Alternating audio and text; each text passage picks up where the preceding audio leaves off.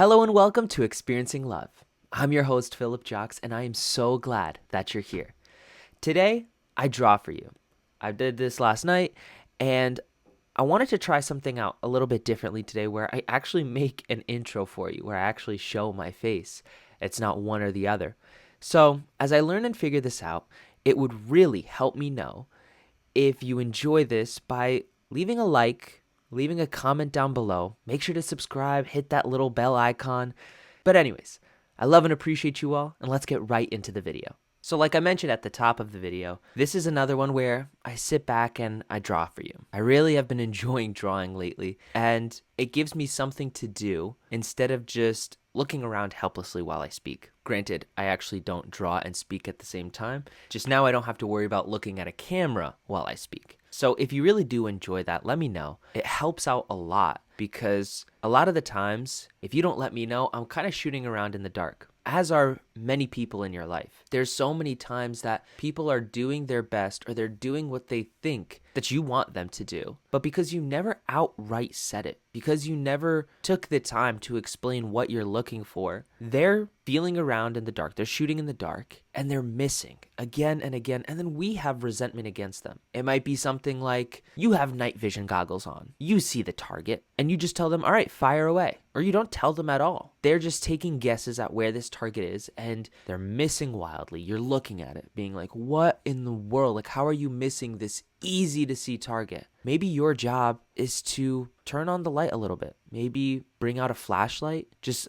lightly point in the direction of the target that you want them to hit. And you know what? I'm saying all this, and maybe it's just a me thing, but I also do know the overall value of communication and sharing with people what's going on in your head. When I was first in therapy, I spent a majority of the first few months learning how to stop trying to mind read. All of my life, I spent it in a way where I was trying to figure out what the people in my life wanted without ever asking or without them ever telling me. And I was feeling a certain way and doing certain things so that I could influence how they feel. Now, we all do that to some degree. Yet, if you do it too much and you do it too hard, you're going to start sacrificing your own happiness, your own peace and sanity at just this belief, this story in your head about what other people want. I really can't stress it enough. I did that for so long. Yeah, it took me months in therapy to stop, but think about all the years I did that before therapy, before I even realized I was doing it. And what I came to realize was that it's a two-way street because it's not only about people telling me what they really want and what they're really thinking, it's also about me telling them. If you want to see something in the world, it has to start with you. You have to be the first person to put your foot down and say, you know what, enough's enough. I'm going to be brave and I'm going to tell them what I really want. Maybe they can give it to me. Maybe they can't. Maybe they think I'm funny,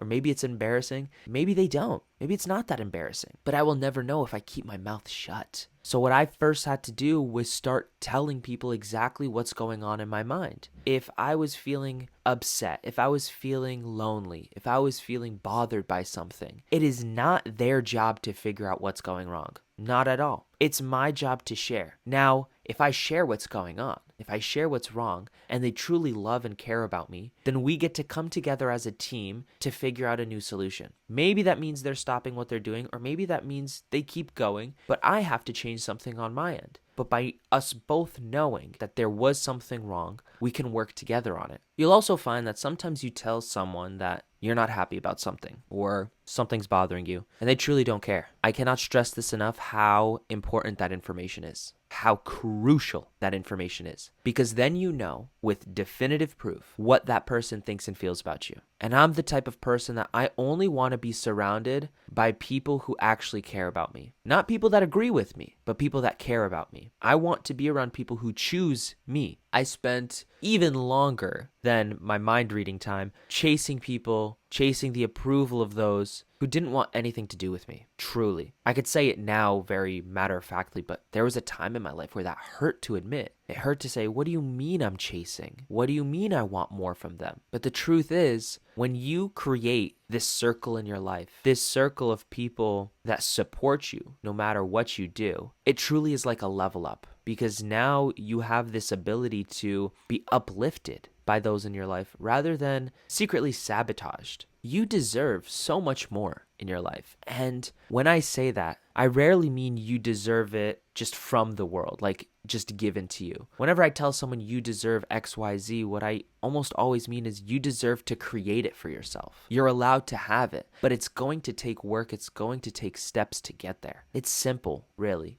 Not easy, but simple. It starts with you. Share what's going on. Share how you feel. Share what you think. It might be tough at first because if you haven't done it before or you haven't done it in a long time, you may not have the words. When I first started, the easiest thing I can do was actually write it down. If you had something you wanted to say to someone, it was very easy for me to take all the time that I needed by myself in my room, just writing things down. Write down how you feel, how you think. And then if you want, you can try to read it to them. You could try to give it to them like a letter, ask them to read it in front of you, and then have a discussion about it, talk about it. And you could start this first letter as, I truly don't know how to explain how I think and feel, but I'll try my best. Again, if you say that to someone or give that letter to someone who truly cares about you, they're going to want to meet you, well, maybe not fully halfway yet, depending on what you write and say, but they're going to be much more willing to listen than if you just stayed quiet and continued what you were doing. They might not even know something was wrong.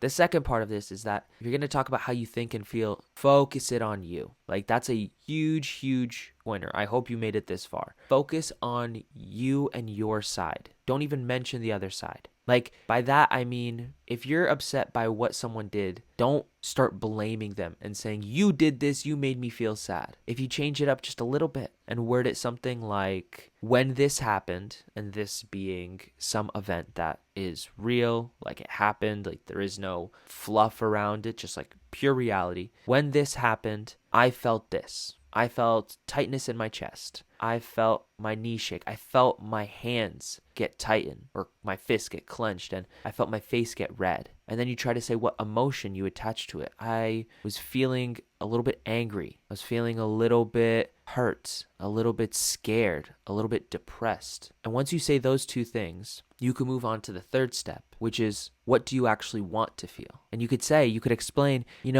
I felt those things when this happened, but what I really want to feel is I want to feel safe, or I want to feel loved. I want to feel appreciated. I want to feel admired. I want to feel free. I want to feel open. I want to feel trusted. And that's where the conversation can start. This is a method called the SOW method, SEW, meaning sensation, emotion, and what you want, right? If you follow that, it's a way to stay focused on your side of things, on what happened for you. And it leaves the door open for whoever you're talking to meet you halfway, meet you at the door, rather than you barging in when they're not ready and accusing them of things that they didn't mean to do. There's this important idea with regards to intentions and impact, right? And how we all have intentions, right? We all have things we want, but what really matters for other people is the impact we have on them. So you may want to give someone a compliment, but who knows, maybe that compliment for them is actually something they're really self-conscious about, so they get really embarrassed or they get really uncomfortable. You just wanted to put a smile on their face, yeah, but they got uncomfortable. In that same way that if you write a very accusing letter, you may have wanted to just share how you were feeling so that you can be more honest and vulnerable. But the impact is you upset the other person, telling them that they did something that they didn't mean to do. Because another piece of this puzzle is that we often judge ourselves by our intentions and others by their impact. So remember, especially when you're talking about a tough conversation, it's so key, it's so crucial to not create any negative impact, at least at first, right? Like, I get it. Sometimes stuff happens, sometimes accidents happen, and you could honestly just repeat the SOW method again when that occurs, right? But the point being is, I want you to be more honest and more open. I want you to communicate. It'll really help everybody, not just a brother or sister, a mom or dad, not a son or daughter, wife, husband, not just a colleague or coworker or manager or employee, not just a gym buddy or, a workout partner. There's so many people in our lives. The point is for you to be this level of honest and vulnerable with everyone, including yourself. It'll help every relationship. All of the ones I mentioned and all the ones that I haven't. You have no clue how easy it is to connect with other people. You have no clue how easy it is Actually, let me take that back. You have no clue how simple it is because I understand it could be really hard. It was really hard for me. It's easy for me now, so it's honestly better for me to say it's easy for me to say that. But I do know what it's like. I've been there. I came from a lifestyle where I compartmentalized anything. Whenever something stressed me out, I put it in its own little box in my mind and moved it to the side. And I would open that box when I need to, but I wouldn't let that stress impact any other area of my life, right? Or at least that's what I thought I was doing. In reality, I was just making a stress pile, a stress corner in my mind that got bigger and bigger and bigger. And then as soon as someone added one more thing to stress about, the straw that broke the camel's back, the whole thing would come crashing down and I would explode. Be like, there's no more room. Like, literally get out of my life. I don't want to talk to you. Leave. Shut up. All of this stuff. It got actually much more vulgar. I just don't want to do that in the video. And so I learned that it's not great. It's not that useful to keep those boxes stacked away and not deal with the problems. And many of those problems had to do with ways that I was feeling that I didn't know how to talk about. It's so real. I grew up thinking I wasn't allowed to feel anything. No one explicitly said that, but as a kid, when you're crying and you're always just told, hey, stop crying, you cry too much, it becomes really difficult to feel any of the emotions that have once made you cry, assuming you actually want to stop crying. So that's what I did. Anything that ever made me cry, I just kind of put away and said, you know what? Not here. Not now. No, thank you. And guess what? I did stop crying. And then give it a month or two, and it just became explosive rage. That wasn't my favorite time. It wasn't. I have many, many memories now of these explosions where I definitely say things that I regret. And of course, there's nothing I could do about it now other than make sure I don't do that again. Maybe you have those moments in your life where you try to act like everything is okay, and then you bottle it up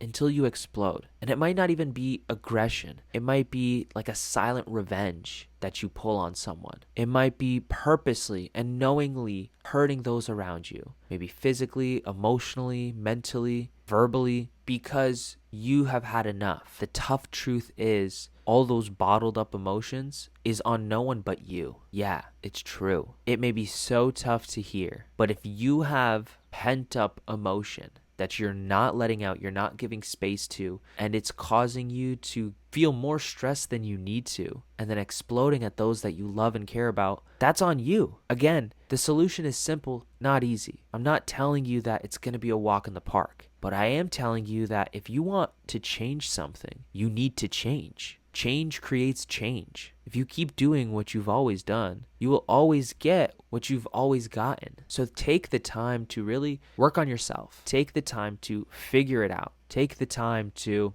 do what's best for you. Build up your resources so that you have more to give to those around you. More of yourself, most importantly. Because the people in your life, that's what they want from you. They want you. And if they tell you through their actions that they don't want that from you, they don't want to know who you are, they don't want to know more about you, then I highly recommend finding people who do. Because there's billions of people out there. And I truly cannot stress this enough. There are people out there that want to get to know you. Like, truly, there's so many of them out there. So many. I don't even know if I can truly explain. Maybe I can with numbers. We can only really have 150 meaningful relationships in our lives. 150, right? After that, more or less, relationships start to get very stretched out, very thin, and we can't maintain that level of close connection. But think about, what's that percentage? 150 out of 8 billion? Do you realize how small that is? Like, that's the percentage of the world that you can have meaningful relationships with over a long period of time. Or I guess at any one time, I should say. So you don't have to get lucky, right? It actually has nothing to do with luck.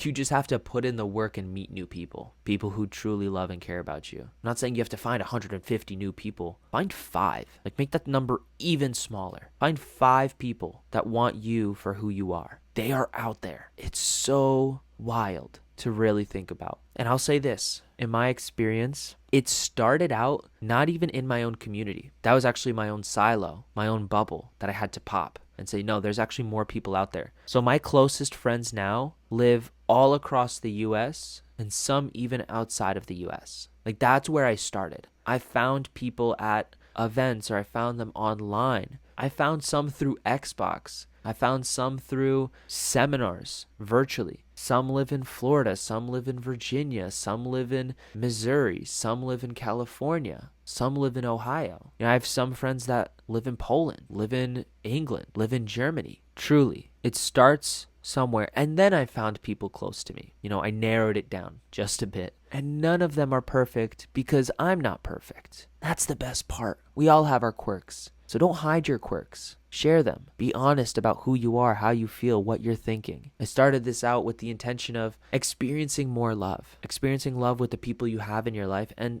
more so experiencing love with yourself. And if that means building a new circle, building a bigger circle of people in your life, or replacing some people out, do what's right for you. Only you know what that answer is. Just like it's your decision to actually say the things that you want to say. So go out there and say them. Say what's on your mind. Say what's on your heart. It might be tough, but my question for myself is never, is this going to be easy or hard? My question is always, will it be worth it? And from experience, I tell you, yes. Yes, yes, 1,000 times yes. It's worth it. Do what you have to do to give that gift to yourself, because that's what you deserve. You deserve the best.